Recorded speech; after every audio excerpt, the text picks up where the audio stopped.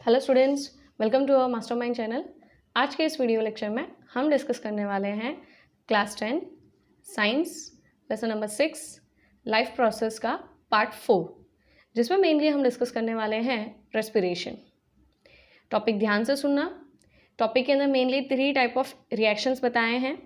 इससे पहले कि हम लोग इस टॉपिक को स्टार्ट करें, हमने पार्ट 3 में डिस्कस किया था human digestive system. Human digestive system जैसे कि आप सबको पता है कि जिसमें हमने क्या देखा कि फूड किस तरीके से हम इनटेक कर रहे हैं और उस फूड का कंप्लीट ब्रेकडाउन हो रहा है, जिसको हम बोलते हैं डाइजेशन। बट उसके बाद एक्चुअली में क्या होता है, क्या हमारे बॉडी में डायरेक्टली वो डाइजेस्टेड फूड जो कि carbohydrate in the form of glucose, proteins in the form of amino acids, lipids, fatty acid और ग्लिसरॉल में जो ब्रेकडाउन हुए थे, क्या वो आपके बॉडी में एज इट इज़ एनर्जी के फॉर्म में जाएगा? नहीं। तो उसी प्रोसेस को आगे फर्दर कंटिन्यू करने के लिए हमारे पास है रेस्पिरेशन। अब रेस्पिरेशन मतलब बहुत बार बच्चे यही बोलते हैं कि it is alternate inhalation and exhalation, but this is not exactly respiration, this is cellular respiration. Cellular respiration actually क्या है, तो ये एक ऐसा सेट ऑफ मेटाबॉलिक रिएक्शंस है जो कि हमारे सेल के अंदर होते हैं। मतलब हर एक लिविंग ऑर्गेनिज्म के सेल के अंदर इसे हम बोल सकते हैं कि एक टाइप ऑफ ऑक्सीडाइजिंग रिएक्शंस है, जो ऑक्सीजन के प्रेजेंस में जितना भी बायोकेमिकल एनर्जी हमारे न्यूट्रिएंट्स के अंदर प्रेजेंट है, मतलब ग्लूकोज, एमिनो एसिड्स, लिपिड्स के अंदर फैटी एसिड्स और ग्लिसरॉल में जो प्रेजेंट है, उसे कन्वर्ट करेगा in the form of ATP.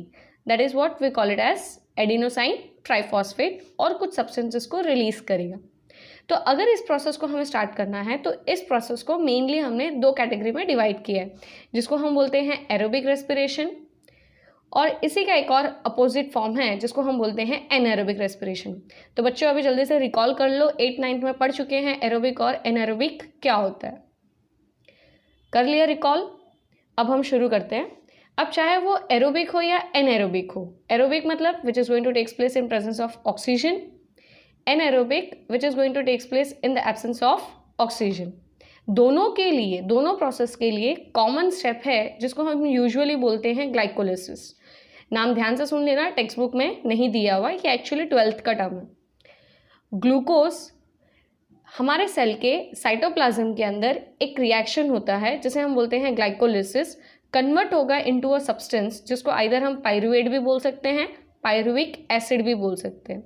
तो इस प्रोसेस में हमें क्या मिलेगा? एनर्जी मिलेगा। मतलब हमारा ग्लूकोज जो कि एक 6 कार्बन मॉलिक्यूल था, सेल के अंदर साइटोप्लाज्म में ग्लाइकोलिसिस प्रोसेस होने की वजह से 6 कार्बन वाला मॉलिक्यूल 3 कार्बन में ब्रेक डाउन हो गया। 6 कार्बन तो एक ही कार्बन था ग्लूकोज। अब ये जो पायरुवेट है, हमें 2 मॉलिक्यूल्स मिले। आप यहाँ पे देख सकते हो, मैंने मेंशन किया है 2। इसका मतलब ये है कि एक ग्लूकोज 2 पायरुवेट के अंदर ब्रेक डाउन हो गया। अब उसी के साथ साथ हमें कुछ अमाउंट ऑफ एनर्जी भी मिलता है। ये सबके लिए कॉमन है, चाहे ये एरोबिक हो या एनएरोबिक हो। आगे का जो प्रोसेस है वो इस फेट पे डिपेंड होगा कि ऑक्सीजन प्रेजेंट है या नहीं है।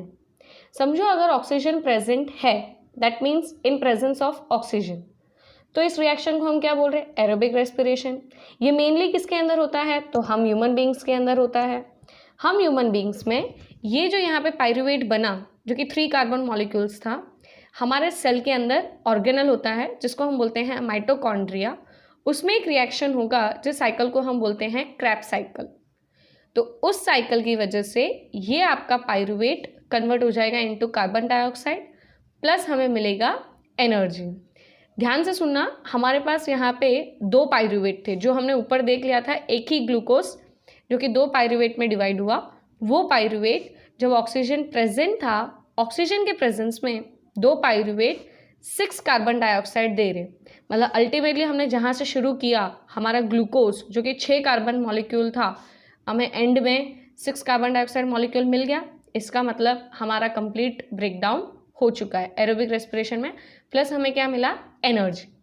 तो बच्चों ये था एरोबिक रेस्पिरेशन। अब हम देखते हैं एनारोबिक रेस्पिरेशन। चलो बच्चों, जैसे कि अभी हमने बोला कि हम क्या डिस्कस करने वाले हैं? Anaerobic respiration. एनारोबिक रेस्पिरेशन यानी एक ऐसा respiration which is going to takes place in absence of oxygen. Definition चाहिए तो हमने लिखा हुआ है, anaerobic respiration is the process of breakdown और oxidising of food in the absence of oxygen. ये मेनली होता है माइक्रो ऑर्गेनिजम्स के अंदर, क्योंकि माइक्रो ऑर्गेनिजम्स जैसे कि हम बात करते हैं ईस्ट, कमर्शियली ईस्ट को हम बहुत सारी चीज़ों में यूज़ करते हैं, फर्मेंटेड फूड प्रोडक्ट्स के अंदर, बिवरेजेस के अंदर, और बहुत सारे ऐसे फूड सब्सटेंसेस हैं जो प्रिपेयर होते हैं, उन सब में हम मोस्टली ईस्ट को यूज़ करते हैं। वो इसीलिए हम यूज़ करते हैं। एक्चुअली में ईस्ट करता क्या है, जैसे कि अब हमने इससे पहले देखा था कि पायरुवेट जो बना था, किसके अंदर पायरुवेट बना, इनिशियली याद करो हमने क्या डिस्कस किया था, ग्लूकोज, जो कि साइटोप्लाज्म में ग्लाइकोलिसिस होने की वजह से वो 2 मॉलिक्यूल्स पायरुवेट में ब्रेक डाउन हो गया था। अब यही पायरुवेट अगर समझो कि ये प्रोसेस ईस्ट में हो रहा है, किस में हो रहा है, ईस्ट में, तो वहाँ पे तो ऑक्सीजन होगा नहीं उसके बॉडी में, क्योंकि ये यूनिसेलुलर ऑर्गेनिज्म है, इसके बॉडी के अंदर इतना ज़्यादा सारे सिस्टम्स वेल डेवलप्ड नहीं हैं। तो क्या होगा, ये पायरुवेट अब कन्वर्ट हो जाएगा इनटू इथेनॉल। इथेनॉल के साथ साथ वो हमें क्या देगा, कार्बन डाइऑक्साइड। इसमें हमें ज़्यादा अमाउंट ऑफ एनर्जी नहीं मिलता है। यही पायरुवेट को अगर हमें फॉर्मूला, जनरली बच्चों फॉर्मूलाज नोट कर लेना, टेक्स्ट बुक में नहीं दिए हैं, मैंने आपके इन्फॉर्मेशन के लिए यहाँ पे लिखा हुआ है। पायरुवेट जो कि कितने मॉलिक्यूल्स मिले थे हमें, 2 मॉलिक्यूल्स। वही 2 मॉलिक्यूल्स पायरुवेट के अगर हम ईस्ट के अंदर बात करते हैं तो वो हमें क्या देगा, 2 मॉलिक्यूल्स इथेनॉल का देगा।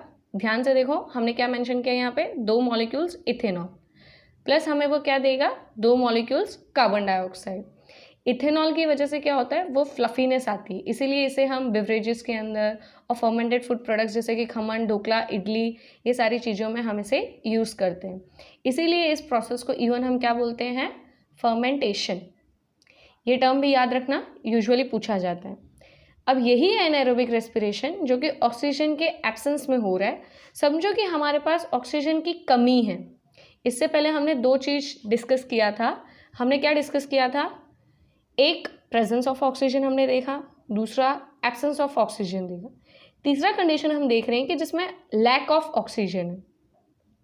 What do you mean by lack of oxygen, lack of oxygen जिसमें ऑक्सीजन की कमी है। स्टूडेंट्स इसको भी हम एनाएरोबिक में ही ऐड करेंगे, इसको एरोबिक में ऐड करने की ज़रूरत नहीं है।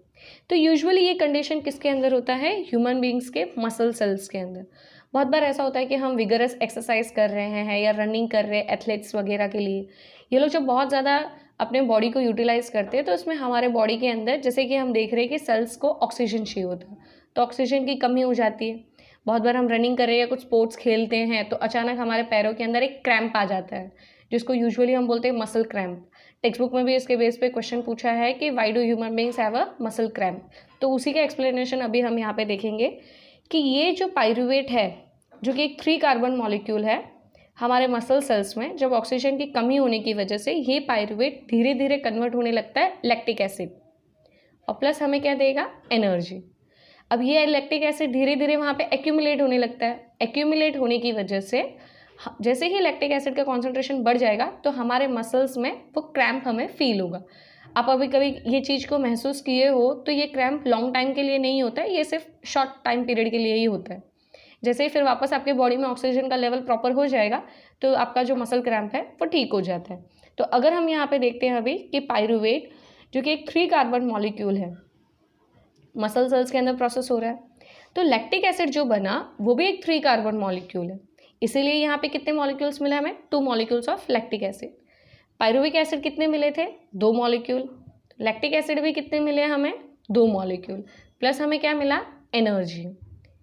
अब अगर आपने तीनों चीज़ देख ली हो, जिसमें हमने प्रेजेंस ऑफ ऑक्सीजन देखा, एब्सेंस ऑफ ऑक्सीजन देखा और लैक ऑफ ऑक्सीजन देखा, तीनों चीज़ में आप देखोगे तो जैसे कि हमने यहाँ पे देखा कि सिर्फ लैक्टिक एसिड एक ऐसा स्टेप है जहाँ पे हमें कार्बन डाइऑक्साइड नहीं मिलता है। बाकी इथेनॉल का ब्रेकडाउन होगा तब भी हमें कार्बन डाइऑक्साइड मिलेगा, जो कि इन एब्सेंस ऑफ ऑक्सीजन। और इससे पहले हमने डिस्कस किया था जहाँ पे प्रेजेंस ऑफ ऑक्सीजन था तो वहाँ पे भी माइटोकॉन्ड्रिया के अंदर कंप्लीटली उसने क्या बनाया हमारे लिए, कार्बन डाइऑक्साइड। तो ये चीज़ ध्यान से याद रखना और सारे क्वेश्चंस को नोट करना। Thank you.